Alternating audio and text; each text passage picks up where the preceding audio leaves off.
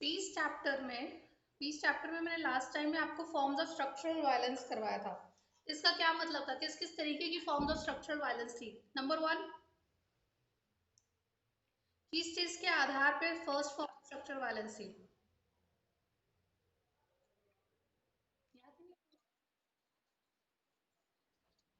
सबसे पहले थी अनटचेबल्स को लेके, जो हम लोगों को कास्ट बेस अनटचेबल करते हैं, वो first form of structural violence है कि आप इस जाति के हो इसलिए आप अनटचेबल हो, आपके अगेंस्ट डिस्क्रिमिनेशन होगा, ये आपकी first form of structural violence होती है। ठीक है, जिसके अंदर आप लोगों को अस्पृश्य ट्रीट करते हो, अनटचेबल ट्रीट करते हो, और उनमें वक्त के साथ साथ इस चीज का गुस्सा भर जाता है। Second form of structural violence होती है हमारे यहाँ पे क्लास बेस होता है पैसे को लेके। आपकी जेब में अगर पैसा ज्यादा है तो आपकी इज्जत ज्यादा है, आपकी जेब में पैसा कम है तो आपकी इज्जत अच्छी नहीं है, ज्यादा आपको अच्छा ट्रीट नहीं करेंगे, लोग लोग आपसे कटेंगे। तो स्पेशली हमारे यहाँ पे जो लेबर क्लास होती है, जो फाइनेंशियली लो कैडर से बिलोंग करने वाले लोग होते हैं, उनका काम ही ऐसा होता है जहाँ पे उनकी वेजेस ज्यादा नहीं होते, उनकी वर्किंग कंडीशन अच्छी नहीं होती है, और उनको इनफॉर्मल सेक्टर में ज्यादा रखता है, फॉर्मल सेक्टर में नहीं रखा जाता। उनकी ना सैलरीज फिक्स होती है, ना उनकी छुट्टियां उनको मतलब कि पेड लीव्स मिलती हैं। तो बहुत सारी चीजों से वो वंचित हो जाते हैं, बहुत सारी चीजें उनको नहीं मिलती है। Third form of structural violence था पेट्रियार्की, जहाँ पे मर्द को ऊपर रखा जाता है और औरत को नीचे रखा जाता है। women are no good and men are good for everything. तो ये सब है जहाँ पे औरतों को किस तरीके की प्रॉब्लम देखनी पड़ती है, selective abortion of female foeticide, adequate nourishment नहीं मिलता उनको, अच्छी पढ़ाई नहीं मिलती, लड़कियों को चाइल्ड मैरिज हो जाती है, लड़कियों की पिटाई होती है after marriage, dowry related problems होती हैं, सेक्सुअल हरासमेंट होता है, रेप होता है, और ऑनर किलिंग होती है। ये सारे क्राइम्स अगेंस्ट वुमेन हैं जो कि पेट्रियार्की की वजह से काफी ज्यादा हो रखे हैं। देन कॉलोनियलिज्म, जहाँ पे एक देश दूसरे देश को दबाने की कोशिश कर रहा है, दो ये मोस्ट ऑफ द कंट्री से हट चुका है, बट फिर भी आज भी इसराइल में आप देख सकते हैं, पैलेस्टीन और इसराइल में ये आज भी देखने को मिल रहा है, जहाँ पे एक देश दूसरे देश को दबा रहा है। फिफ्थ फॉर्म ऑफ वायलेंस जो बहुत ज्यादा देखने को मिलती है आज भी बहुत सारी कंट्री में, वो है रेसिज्म, काले और गोरे का भेद। ठीक है, आप मुसलमान हो इसलिए हम आपसे नफरत करेंगे, आप हिंदू हो हम इसलिए आपसे नफरत करेंगे, आप ज्यू हो तो हम जर्मनी वाले हिटलर वाले जो लोग हैं नाजीज, वो आपसे नफरत करेंगे। ठीक है, अगर आप ब्लैक हो, डार्क स्किन्ड पर्सन हो, अफ्रीकन हो, जो कि अफ्रीकन ओरिजिन हो, जो यूएस में रह रहा है, तो आपको स्लेव बोला जाएगा, नीग्रो बोला जाएगा। तो ये रेसिज्म है। ठीक है, तो ये सारी फॉर्म ऑफ स्ट्रक्चरल वायलेंस है। यहाँ तक क्लियर हुआ? क्लियर है? आप लोगों के पास फोटोग्राफ्स हैं इस चैप्टर की? नहीं है ना, तुम्हारे पास भी नहीं है ना? मैं फोटोग्राफ्स भेज रही हूँ, एक सेकेंड होल्ड करो। इसी के साथ हमने नेक्स्ट टॉपिक उठाया था एलिमिनेट वायलेंस, वायलेंस को खत्म करना। तो वायलेंस को कैसे खत्म करना है, what are the forms of structural violence, ये एक साथ पूछा जाने वाला सवाल है। तो इसके अंदर सबसे पहला इन्होंने आंसर दिया था कि जो वायलेंस है वो लोगों के दिमाग से शुरू होता है। तो सबसे पहले अपने दिमाग को शांत रखो, उसके लिए आप बहुत सारी साइको एनालिसिस थेरेपीज ले सकते हो, बहुत सारी मॉडर्न हीलिंग टेक्निक्स ले सकते हो। और वायलेंस जो है वो सिर्फ एक इंसान के दिमाग में नहीं उगता है, वो समाज की वजह से भी होता है। कई बार हमारा समाज ऐसी हरकतें करता है, ऐसी चीजों को फॉलो करता है जो कि वायलेंस को प्रमोट करती है, जो रह रह के वक्त के साथ साथ दिमाग में क्रोध उत्पन्न करती है, जिसकी वजह से वायलेंस होता है। तो हमें समाज के अंदर भी जितने सोशल लेवल्स हैं उनको भी रूट आउट करना जरूरी है। अब हमें आज का नया टॉपिक शुरू करना है, ये हमने लास्ट क्लास में कर लिया था सारा। अब आपका क्वेश्चन आता है, can violence ever promote peace, क्या लड़ाई द्वारा शांति प्रिवेल की जा सकती है, क्या शांति लाने के लिए लड़ाई करनी पड़ती है? तो अब इसका जो है बहुत सारे व्यू पॉइंट है, पहले हम पहले की 6 लाइन्स मार्क। बोलो।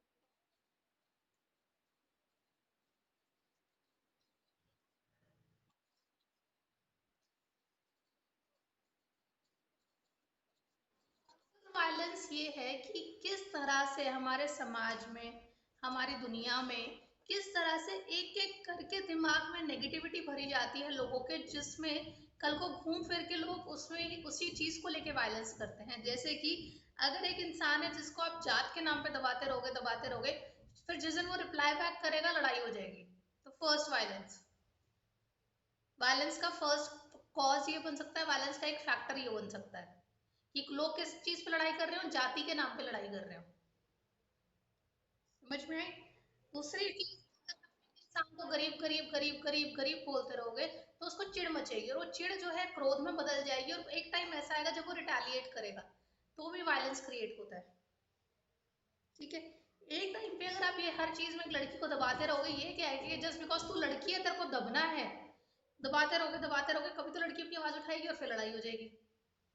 ठीक है, ऐसे ही एक देश को दबाते रहो, ब्रिटेन ने खूब दबाया इंडिया को, फिर एक टाइम आया जब सारे नेशनलिस्ट मूवमेंट तैयार हो गए, लोगों ने रिटेलिएट करना, आंदोलन करना शुरू कर दिया।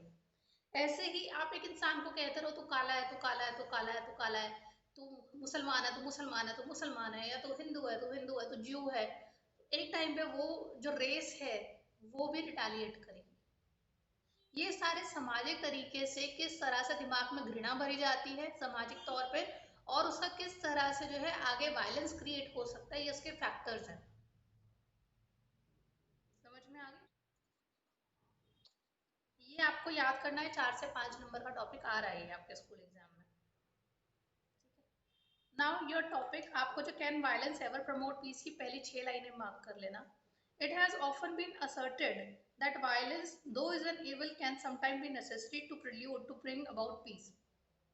तो ऐसा माना जाता है कि लड़ाई, वायलेंस वैसे तो बहुत खराब चीज है, पर कभी कभी वक्त के साथ हमें जो है वायलेंस करना पड़ता है ताकि शांति आ सके।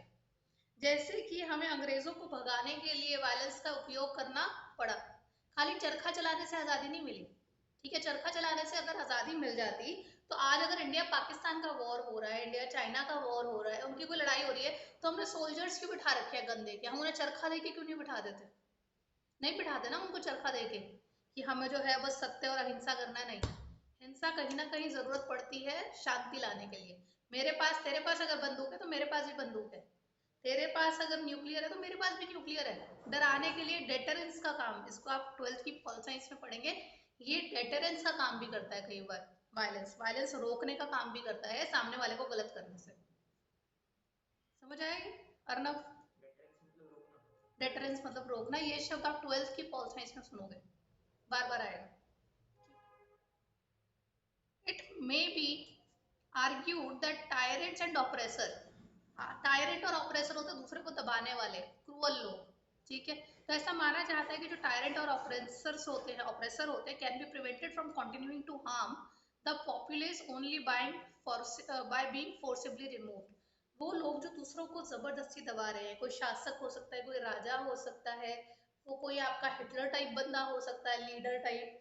ठीक है, आपका कोई मंत्री हो सकता है जैसे अभी करंटली मोदी है, जिसके अंदर लोग फील कर रहे हैं कि हम थोड़ा दब रहे हैं। ऐसे इंसान को कैसे हटाया जा सकता है? फोर्सिबली। जैसे पहले राजा वगैरह होते थे फ्रांस वगैरह के अंदर, उनको कैसे हटाया गया? उनको शासन के, सॉरी, उनको आंदोलन कर करके हटाया गया, फिर बाद में गुलेटिन वगैरह कर दिया गया था। इसी तरह से जो है आपका जब भी कोई इस तरह का बंदा होगा जो आपको दबा रहा है, उसको हटाने के लिए फोर्स की जरूरत पड़ती है। तो कई बार गलत लोगों को हटाने के लिए हमें वायलेंस की जरूरत पड़ती है। ये बात समझ में आई अर्नब? तुम सबको समझ में आई?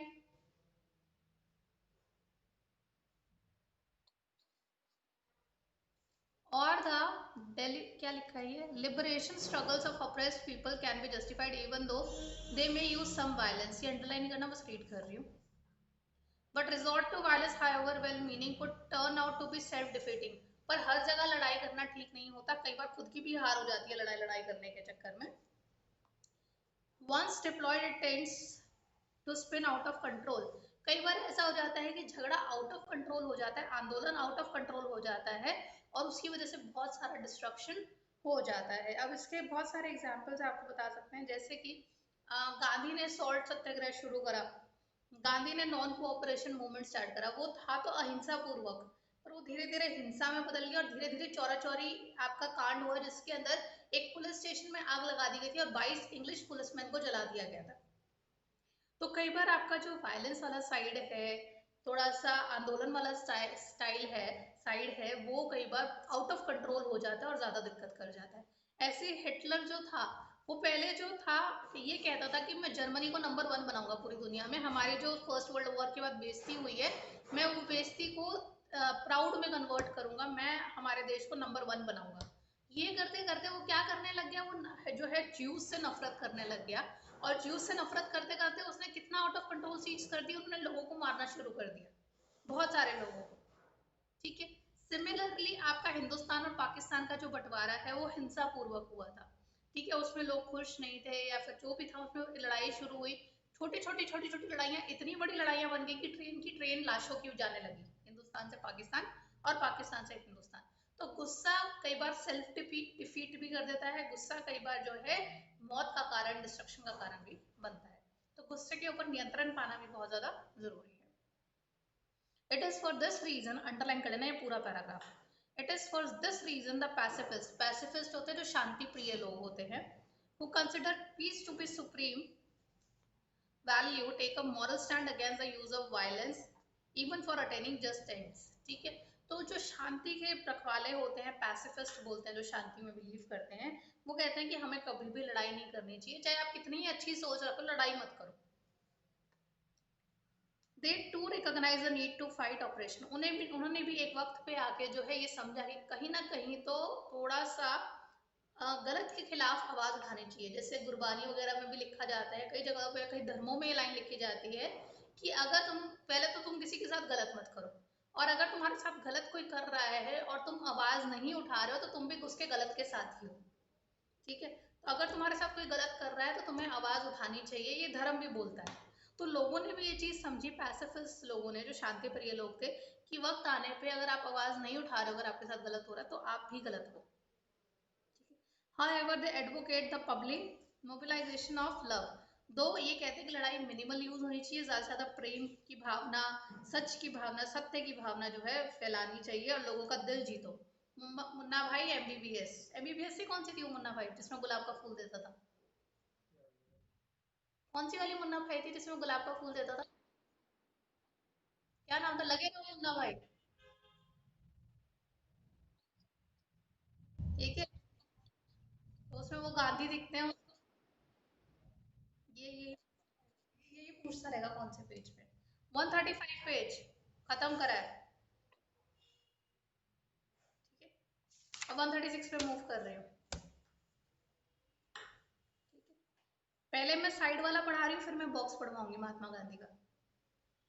This is not to underestimate the potential, underline कर लेना पहली 5 लाइनें।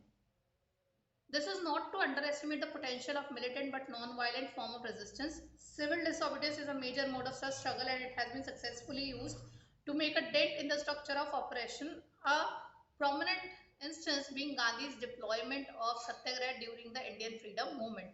तो जहाँ पे हम सच, शांति, ये सब चीजें देख सकते हैं अंग्रेजों को भगाने के लिए, उसमें गांधी के civil disobedience movement, national cooperation की बात करी गई है।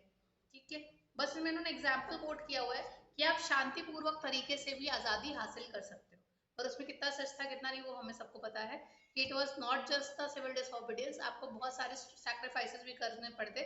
There was Shaheed Bhagat Singh, there were different people, Subhash Chandra Bose etcetera, जिन्होंने भी काफी पार्टिसिपेट किया था। बट हाँ, गांधी का जो सिविल डिसोबीडियंस मूवमेंट है, नेशनल कोऑपरेशन है, वो काफी ज्यादा फेमस है और वो अहिंसा पूर्वक माना जाता है, जिसमें गांधी ने प्रमोट किया था कि हमें लड़ाई करके नहीं, सामने वाले का दिल जीत के जीत हासिल करनी होगी, शांतिपूर्वक जो है हमें अपना अपनी बात कहनी होगी। देन पेज 136 की लास्ट लाइन में लिखा होगा ड्राइंग। ठीक है, ड्राइंग से नेक्स्ट 2-3 लाइनें मार्क कर लेना। Drawing inspiration from him, Martin Luther king waged a similar battle in 1960 against the anti-black racial discrimination in USA। तो गांधी को ही फॉलो करते हुए, गांधी से काफी इंस्पायर होके, एक मिस्टर मार्टिन लूथर किंग थे, ही वाज अफ्रीकन, उन्होंने जो है सेम तरीके का नारा, सेम तरीके का अहिंसा वाला प्रोटेस्ट शुरू करा यूएस में, काले लोगों के खिलाफ, अफ्रीकन लोगों के खिलाफ, जिनका जो है गलत ट्रीटमेंट हो रहा था, just because they were dark in colour, तो उनके साथ गलत ट्रीटमेंट हो रहा था। तो उन्होंने गांधी से प्रेरणा लेते हुए शांतिपूर्वक अहिंसा पूर्वक आंदोलन शुरू करे। समझ में आया? ठीक है, अब हम इस बॉक्स पे आते हैं, टीचर्स का फेवरेट है ये, महात्मा गांधी और non violence. You may have heard the phrase मजबूरी का नाम महात्मा गांधी, कई बार लोग कहते हैं मजबूरी का नाम महात्मा गांधी, मजबूरी का नाम Mahatma Gandhi. The tendency to equate helplessness with non violence and non violence with Gandhi has led some people to say this. तो कई बार कोई लोग क्या कहते हैं कि आवाज ना उठाना कमजोरी की निशानी है। ठीक है, और ये आवाज ना उठाने का काम कौन करता था? गांधी करता था। तो जो लोग आवाज नहीं उठाते वो मजबूर होते हैं, वो कमजोर होते हैं, और हर कोई ये बात बोलने लग गया था। ठीक ठीक है, बिकॉज गांधी वॉज पीस लेवर। गांधी कहता था तुम्हें कोई थप्पड़ मारे तो दूसरे गाल भी आगे कर दो।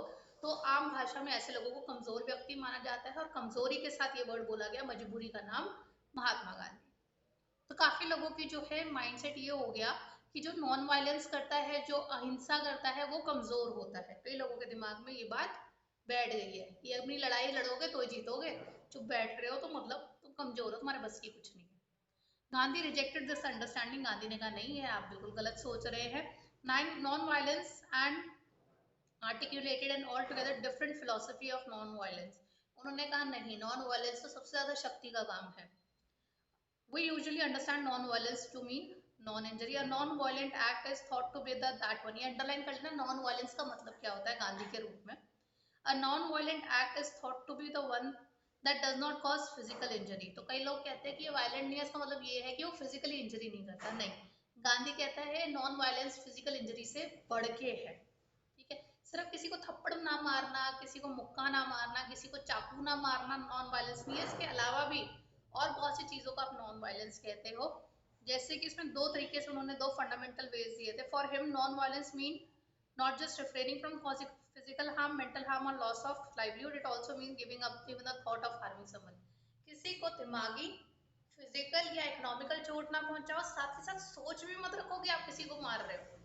ठीक है, तो किसी को छूना तो दूर, आपकी सोच में भी नहीं आना चाहिए कि मुझे सामने वाले को नुकसान देना है, सामने वाले को मारना है, सामने वाले का बुरा करना है। उसे नॉन वायलेंस कहते हैं। एक तो फिजिकल, मेंटल और इकोनॉमिकल हार्म, ये आप एक्चुअल में दे रहे हो। ठीक है, तो आप वायलेंस में हो। अगर आप सोच भी रहे हो कि मुझे किसी को तो भी आप वायलेंस कर रहे हो, तो आपको अपनी सोच तक से हटाना होगा। ये बात समझ में आई? ठीक है, हार्मिंग समवन तक मार्क कर लेना, ये गांधी का व्यू पॉइंट है, पेपर में पूछ लेंगे what according to Gandhi was non violence. तो ये आपको तीन चार लाइनें बीच की लिखनी है। For him, causing did not mean doing the harm oneself. For Gandhi, I would be guilty of violence if I helped someone in harming someone else or if I benefited from the harmful act. अगर किसी और को नुकसान पहुंच के मेरा फायदा हो रहा है तो मैं वायलेंट आदमी हूँ, मैं गलत आदमी हूँ, तो ये नहीं होना चाहिए। अंडरलाइन मत करना।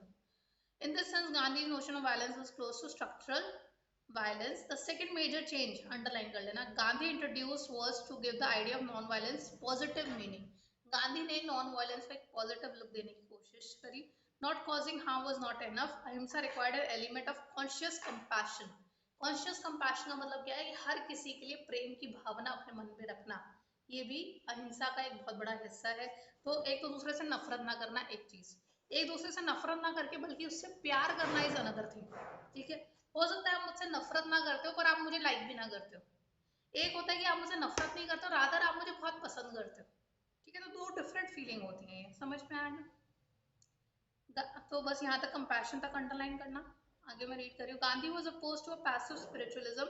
For him non violence mean a positive and active pursuit of wellbeing and goodness. Positive side की तरफ देखना, लोगों को पॉजिटिवली लेना। Therefore, those who practice non-violence must exercise physical and mental restraint under gravest provocation. इसका मतलब ये है कि आपको कोई कितना ही उकसाए, ठीक है, कितना ही कोशिश करे कि ये बंदा जो है परसुएड हो जाए और ये बंदे को गुस्सा आ जाए, आपको गुस्सा नहीं लाना है। ठीक है, बुद्धा बनना, Buddha. Gandhi, in fact, went to the extent of stating if non-violence were inadequate to defend oneself, then it would be better to restore to violence than to take better to restore to violence than to make refuge in passivity in the name of non-violence. Some Gandhian, ये underline कर लेना last की तीन line, कुछ लोग जो गांधी को follow करते हैं वो कहते हैं मजबूरी का नाम नहीं, मजबूती का नाम महात्मा गांधी है।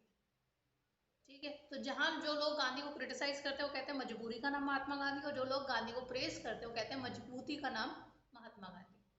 You have to stay strong mentally. इतना समझ में आया आप सबको? Yes ma'am. Peace and the state, शांति और देश, इनका आपस में क्या रिश्ता है? नहीं, यहाँ से कुछ नहीं आता। Peace and the state, first point लिखो, कुछ लाइनें मार्क करा रही हूँ, जितना पढ़ूंगी वो फर्स्ट आपका फर्स्ट पॉइंट है। It is often argued that the division of world into separate sovereign state is an impediment to the pursuit of peace, as each state see itself as an independent and supreme entity. It tend to protect its own perceived self-interest. ये first point है। तो हमारा जो दुनिया है वो अलग अलग देशों में बढ़ चुकी है। There are how many countries, यहाँ कितनी लिखी है, 192 समथिंग कंट्रीज जो है पूरे वर्ल्ड में है। ठीक है, तो पूरी दुनिया जो है बटी हुई है अलग अलग छोटे छोटे देशों में। और जब आप देशों में बढ़ जाते हो तो आप क्या चाहोगे, पूरी दुनिया में शांति रहे या मेरे देश में शांति रहे, मेरे घर में शांति रहे या पूरे हरिनगर में शांति रहे? क्या चाहते हैं हम? अच्छे बच्चे मत बनो, अपने अपने आप सोच के बताओ भाई। पूरे देश में शांति रहे, तो हम ये कहेंगे पूरे देश में शांति रहे। ठीक है, मेरे लिए मेरा इंडिया प्यारा है। ठीक है, मेरे को लगता है कि यूएस भाड़ में जाए चाहे रशिया भाड़ में जाए, मेरे देश में शांति रहे बस। ठीक है, तो जब इंसान दुनिया की जगह देशों में पड़ जाता है, ठीक है, तो मेरी दुनिया पूरी नहीं, पूरी दुनिया मेरी नहीं है, सिर्फ हिंदुस्तान मेरा है। जब हम इतना हो जाते हैं, जब ये सिर्फ हरिनगर मेरा है, सिर्फ मेरा घर मेरा है, तो आपको सिर्फ आपका मतलब वहीं से रह जाता है। आप चाहोगे कि मेरा देश ही सबसे ऊपर है, मेरे देश में शांति हो, मेरा देश ही सबसे आगे है, और मेरे देश को ही मुझे बचाना है। ठीक है, बाकी चाहे दुनिया में आग लगे कोई फर्क नहीं पड़ता। तो ये सबसे बड़ी प्रॉब्लम आ जाती है शांति को लेके, कि हर कोई लालची हो जाता है अपने अपने देश को लेके। समझ में आया? ये फर्स्ट पॉइंट था। सेकंड पॉइंट मार्क करो।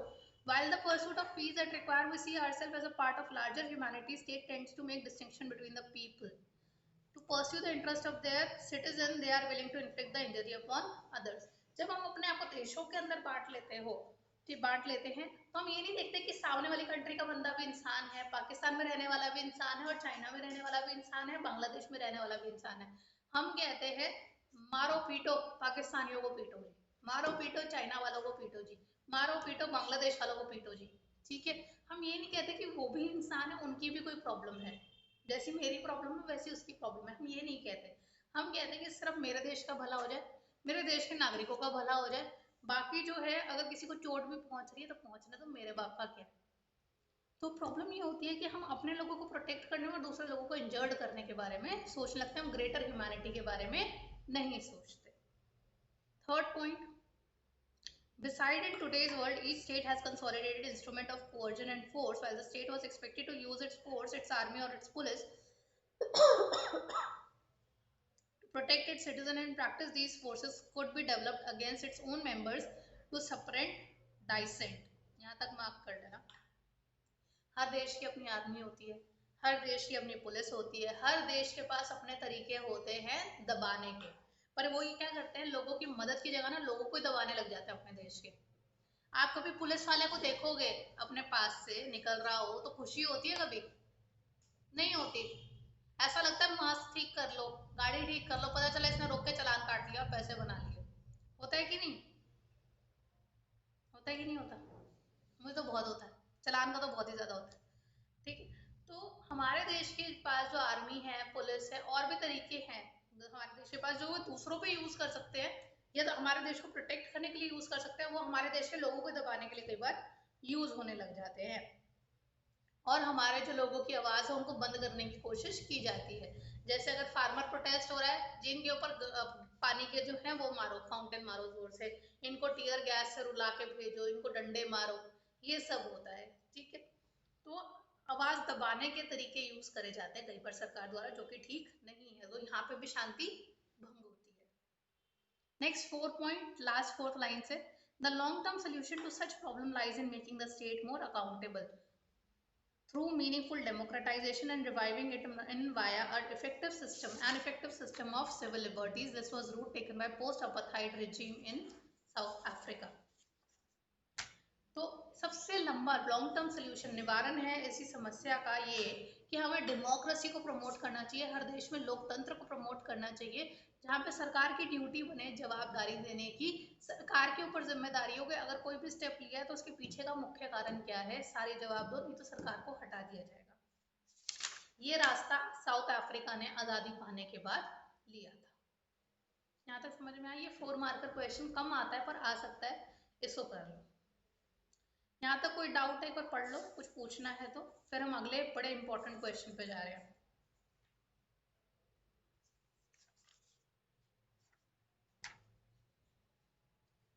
टाइम क्यों हुआ? 10 मिनट है ना?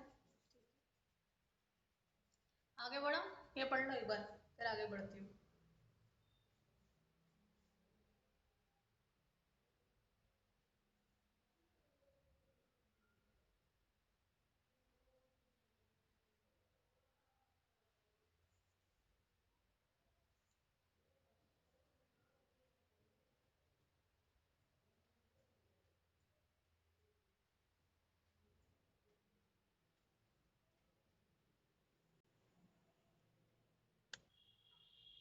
अगला टॉपिक है 3 to 6 मार्कर, आपके स्कूल में आएगा ही आएगा। Different approaches to the pursuit of peace. किस प्रकार हम पूरे विश्व में शांति को फैला सकते हैं। डिफरेंट स्ट्रैटेजीज, ये फर्स्ट पॉइंट है। डिफरेंट स्ट्रैटेजीज, ये पहले इंट्रोडक्टरी लाइन है, पॉइंट अब मैं बताऊंगी, पहले ये इंट्रोडक्शन में लिखना है। Different strategies have been used for the pursuit and maintenance of peace, these have been shaped by 3 distinct approaches. Underline कर लेंगे, ये इंट्रोडक्टरी लाइन थी। अब फर्स्ट पॉइंट, तो 3 मुख्य अप्रोचेस द्वारा हम पूरे विश्व में शांति फैला सकते हैं। सबसे पहले, the first approach accord centrality to states, respect their sovereignty and treats competition among them as a fact of life। यहाँ तक मार्क करना। फिर 2 लाइनें छोड़ के थ्रू, थ्रू वर्ड मिलेगा 2 लाइन छोड़ के, through interstate arrangement like balance of power, such a balance of power is said to have prevailed in the 19th century when the major European country fine-tuned their struggles for power by forming alliances that deterred political aggressor and prevented the outbreak of large-scale war। तो सबसे पहला तरीका जिसके द्वारा शांति लाने की बात करी गई थी, सबसे पहली अप्रोच जिसके द्वारा शांति लाने की बात करी गई थी, was the sovereignty, centrality to state. Keyword है centrality to state. Centrality to state का मतलब है अपने देश को प्रमुख मानना, ठीक है। इसके अंदर आप अपने देश की आजादी को, अपने देश को सबसे ज्यादा स्ट्रॉन्ग मानोगे और सामने वाले को एज अ कॉम्पिटिटर ट्रीट करोगे, ठीक है। My country is the strongest, you are my competitor, ठीक है। और ये आप कैसे करोगे, थ्रू इंटरस्टेट अरेंजमेंट। अब ये सामने वाला मेरा कॉम्पिटिटर है, जैसे कि चाइना मेरा कॉम्पिटिटर है, तो मैं यूएस को अपने साथ कर लूँ, मैं रशिया को अपने साथ कर लूँ, ये 2 बड़ी कंट्री मेरे साथ हो जाएंगी तो मेरी पावर स्ट्रॉन्ग हो जाएगी और मैं चाइना के साथ डील कर पाऊंगा, क्योंकि चाइना और पाकिस्तान एक टीम बने पड़े हैं। तो I as India make deal with US and Russia, ये 2 बड़ी कंट्री में अपनी तरफ कर लेता हूँ। तो उसमें क्या होता है, आप अलायंसेस बनाते हो, आप ग्रुप्स बना लेते हो, ठीक है। कि अगर तू इतना पावरफुल बन रहा है, तेरी कंट्री मेरे इस कंपटीशन में आ रही है, तो मैं भी कुछ कम नहीं हूँ, मेरे पास मेरे यार बंदे खड़े हैं मुझे सपोर्ट करने के लिए। तो इसके अंदर बैलेंस ऑफ पावर की बात करी जाती है, अगर आप पावरफुल हो तो मैं भी पावरफुल हूँ। और ये बैलेंस कैसे क्रिएट होता है, ये आपका जो है 19th सेंचुरी में देखा गया था, फर्स्ट वर्ल्ड वॉर से पहले। जैसे कि आपकी एक्सेस पावर हो गई थी, अलाइड पावर्स हो गई थी, ये सब देख सुना होगा आप लोगों ने। तो ये सब पावर हुई थी फर्स्ट एंड सेकेंड आपके वर्ल्ड वॉर से पहले, ग्रुप्स बन जाते थे, ठीक है। कि जर्मनी, जापान और इटली एक तरफ हो गए, ठीक है, ब्रिटेन, फ्रांस वगैरह एक तरफ हो गए। तो ये ग्रुप्स बनते थे, बैलेंस ऑफ पावर होते थे, यूरोप के अंदर ऐसे ग्रुप्स बन गए थे ताकि वो एक दूसरे को डेटर कर सके, डेटरेंस क्रिएट कर सके, एक दूसरे को रोक सके कुछ भी गलत एक्शन लेने से। पर ये परसूट ऑफ अप्रोच फ्लॉप हो गया था, क्योंकि फर्स्ट वर्ल्ड वॉर तो और सेकेंड वर्ल्ड वॉर तो हो ही गई थी। तो ये वाला अप्रोच फ्लॉप्ड अप्रोच है, ठीक है। अब हम आते हैं सेकेंड अप्रोच पे, next paragraph.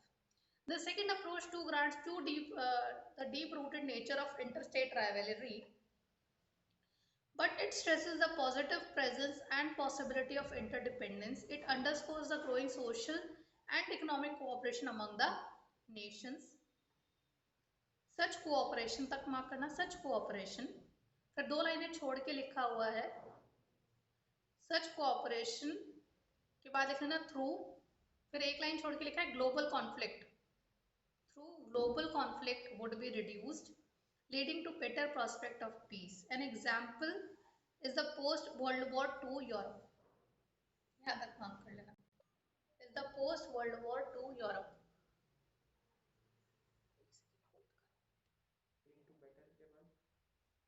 Leading to better prospect of peace. An example के नीचे 1 लाइन लिखिए, is the post-World War II Europe.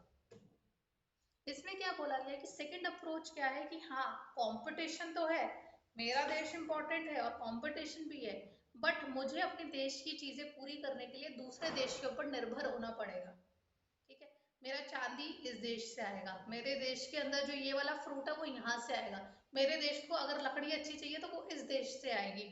तो आप इंटरडिपेंडेंस में मूव कर जाते हो।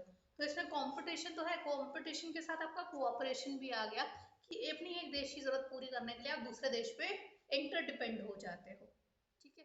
तो सेकेंड अप्रोच के अंदर कंपटीशन तो है, राइवलरी भी है, ठीक है। इंडिया की चाइना से टक्कर है, चाइना की आगे यूएस से टक्कर है, इन सबकी आपस में एक दूसरे के साथ टक्कर तो है, बट ये सारे देश एक दूसरे को सामान भी देते हैं। इंडिया के अंदर कितनी चीजें चाइनीज है, इंडिया और चाइना की बनती नहीं है, पर इंडिया में कितनी चीजें चाइनीज है ये बता दो। सारी चीजें चाइनीज है ऑलमोस्ट, फोन चाइनीज चल रहे हैं। आप कोई, most of the things are Chinese, ठीक है, कुछ भी ले वो चाइनीज, मेड इन चाइना निकलता है वो। तो हमारे बीच में कंपटीशन तो है, पर इंटरडिपेंडेंस भी बहुत है, सारा ट्रेड हमारा रिलेशन है, ठीक है। तो सेकंड पीस ऑफ अप्रोच हमारा ये हो जाता है कि इंडिया और चाइना अगर वॉर कर गए, तो इंडिया के अंदर जो इतना सारा सामान आता है, इंडिया को जो इतना सारा चाइनीज माल चाहिए होता है, वो कहाँ से आएगा? और इंडिया चाइना का सबसे बड़ा जो वो है कंज्यूमर है, चाइना को सबसे ज्यादा पैसे देने वाली जो कंट्री है वो इंडिया ही है, सामान खरीद खरीद के। तो वो कहाँ से आएगा? तो ये सोचते हुए ना तो इंडिया चाइना पे वॉर करेगा, ना चाइना इंडिया पे वॉर करेगा, क्योंकि जरूरत है, ठीक है। तो मेरा देश सुप्रीम तो है, पर मुझे तुम्हारे देश की जरूरत है, और जरूरत की वजह से आप किसी को नहीं मारोगे, ठीक है। इतना समझ में आया?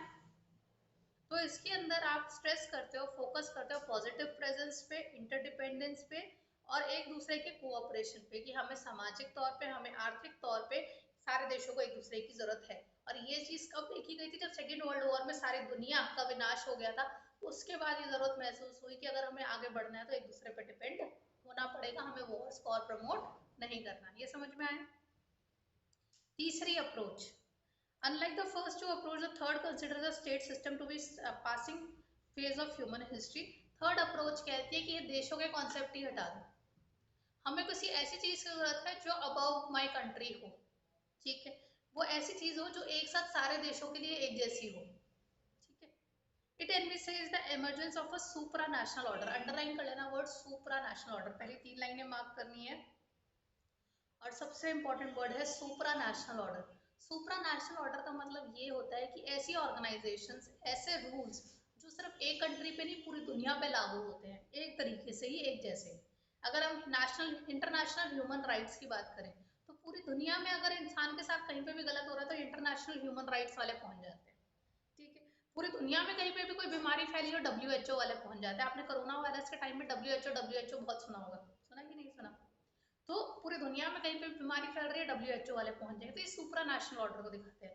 पूरी दुनिया में ट्रेड का टेक केयर करने के लिए वर्ल्ड ट्रेड ऑर्गेनाइजेशन डब्ल्यूटीओ बनाया गया है, ठीक है। तो ये सारे सुप्रा नेशनल ऑर्डर हैं जो किसी एक देश पे कानून नहीं चलाते, वो दुनिया के सारे देशों पे, मोस्ट ऑफ द देशों पे कानून चलाते हैं। तो हमें सुप्रा नेशनल ऑर्डर की जरूरत है जो सबके लिए एक जैसा कानून बनाए, ताकि पूरी दुनिया के अंदर शांति प्रिवेल हो, किसी के साथ बायस ना हो। समझ में? पेपर में रट्टा मार के एज इट इज लिख देना, ये आएगा पेपर में, 3 to 6 मार्क का रहेगा पूरा आंसर। फिर एक लाइन छोड़ के लिखा है, such a community are found in the expanding interaction and coalition across the state boundaries, कि ये जो कम्युनिटीज होंगी, ये जो ऑर्गेनाइजेशन होंगी, वो एक देश नहीं सभी देशों पे लागू होंगी। एक लाइन छोड़ के लिखा है, like multinational corporation and people movement, ठीक है। तो आजकल ये जो एमएनसी हैं जो एक साथ बहुत सारी कंट्री, जैसे पेप्सी की कंपनी, आप देखो पेप्सी के ऑफिस हर कंट्री में खुले हुए हैं, मैकडोनल्ड्स हर कंट्री में खुले हुए हैं। तो ये सब एक तरह के सुप्रानेशनल दिखा रहा है कि पूरी दुनिया में काम कर रहे हैं, तो पूरी दुनिया को इनकी जरूरत है, ठीक है। तो ये हम तीनों अप्रोचेस के हमें एग्जाम्पल दिए हुए हैं नेक्स्ट पेज पे, पेज 139 पे, ठीक है।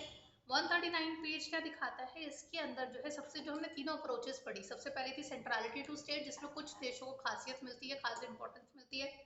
सेकंड थी इंटरडिपेंडेंस एंड इंटर कोऑपरेशन, और थर्ड थी सुप्रा नेशनल ऑर्डर। तीनों का एक एक एग्जाम्पल इन्होंने यहाँ पे लिखा है। तो वो है आपका यहाँ पेज 139 पे जो पैराग्राफ है, the United Nation will be said to embody all the elements of 3 approaches. United Nation के जो अलग अलग पार्ट्स हैं, उन्होंने तीनों अप्रोचेस को अपने अंदर लिया है। जैसे कि सिक्योरिटी काउंसिल, हमारे देश की जो सिक्योरिटी काउंसिल है, उसमें 5 देशों की ज्यादा चलती है, ठीक है। उसमें परमानेंट मेंबरशिप है, कुछ कंट्रीज को परमानेंट मेंबरशिप मिली हुई है, उनको वीटो पावर मिली हुई है। ये 5 कंट्री है, जिस चीज तक ये पांचों मिलकर अगर किसी चीज को हाँ नहीं बोलेगी तो उस चीज पे हाँ नहीं लगेगी। हर मामले में इन 5 कंट्रीज को ज्यादा मिलेगी, जैसे चाइना है, फ्रांस है, यूएस है, यूएसएसआर है, और एक और है, ठीक है। तो इन 5 कंट्री की सबसे ज्यादा चलती है, ये पांचों जब तक हाँ नहीं करती है कुछ नहीं होता है। तो इनको सबसे ज्यादा पावर दी गई, तो 5 डोमिनेंट स्टेट्स थी। फिर हमारा जो है एक और काउंसिल बनी, इकोनॉमिक एंड सोशल काउंसिल, दो एक लाइन छोड़ के लिखा है। वो क्या करती है, पूरे देश में, सारी दुनिया के जितने भी देश हैं उनमें आपस में इंटर कोऑपरेशन की डीलिंग करती है, किस तरह से एक देश दूसरे देश की मदद कर सकता है। ये हमारी सेकेंड अप्रोच हो गई इंटरडिपेंडेंस की। और थर्ड हमारा international commission on human rights, वो क्या है, पूरे दुनिया के लिए ह्यूमन राइट्स के कानून बनाता है कि आपने औरतों को नहीं मारना, आपने किसी को माना नहीं है, वो सब चीजें। तो ये आपको 3 एग्जाम्पल दिए हैं। आप लोगों को कुछ कुछ समझ में आया होगा, कुछ कुछ समझ में नहीं आया होगा। नेक्स्ट क्लास में मैं इसके लास्ट टॉपिक से पहले आपसे पहले इसकी रिवीजन लूंगी, इसको पढ़ के आना। पहले कोई डाउट हो तो पूछ लेना, उसके बाद हर बच्चा मुझे एक्सप्लेन करेगा, ये बहुत इंपॉर्टेंट है। ठीक है, एक बार इसको खुद से रीड करो, कोई डाउट हो मुझसे पूछना। आज के लिए इतना ही रखते हैं, ठीक है।